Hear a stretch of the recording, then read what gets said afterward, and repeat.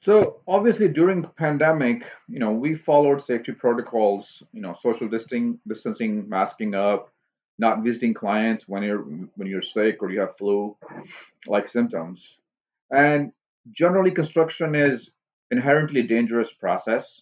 We're working in homes, we're working in confined places, very small areas, and we use a lot of different equipments that can cause harm, whether it's bobcats or chainsaws that create a lot of dust. So we try to take precautions to protect the home, protect the homeowners, and then we also one big part of it is creating a garden that's safe for homeowners. You can there's things that you have to pay attention to. You're not creating a space that could injure a guest or injure a homeowner or injure kids.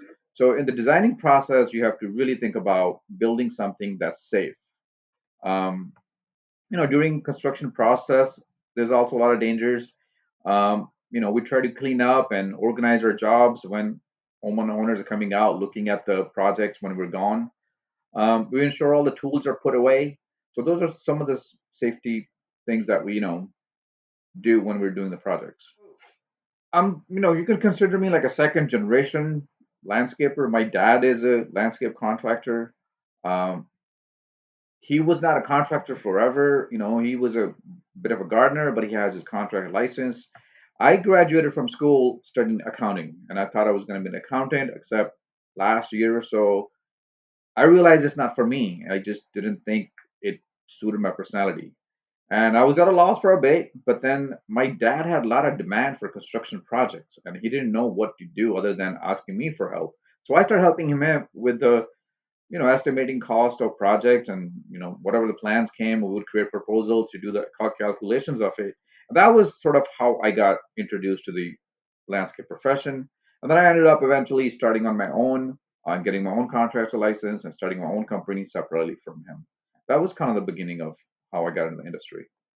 And I really actually enjoy the work. It's fun. It's creative process. It's building something that's you enjoy. I love helping people, and you know, it's it's not just about building fancy gardens or nice gardens. Are just a byproduct of working with people. It's about improving people's lives. Um, what I learned is like every person works so hard and they toil every day, for whatever they're doing. At the end of the day, you're coming to a home where it relaxes you, and then it kind of improves your day. That's what I love doing. I think that's where like enjoyment comes from, is seeing your clients enjoying their homes a lot more once the garden is done.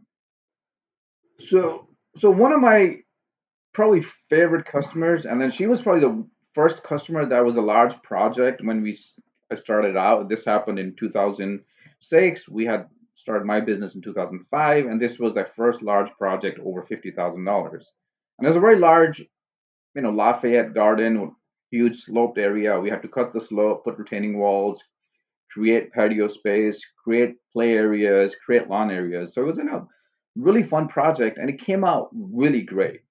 And that customer eventually sold a house, moved into a newer, bigger house, but with a very difficult yard. I mean, you walk in there, you're just like, man, how would we ever build this garden?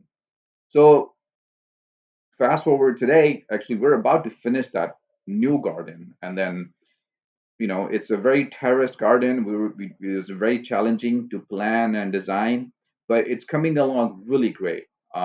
It's one of those like difficult gardens that no contractor really wants to go bid at. And it was it's a challenging and a fun project, and I love stuff like that. Sometimes that's unique and it's hard to do and it's challenging for me. That kind of keeps you on the edge of growing, and I like that.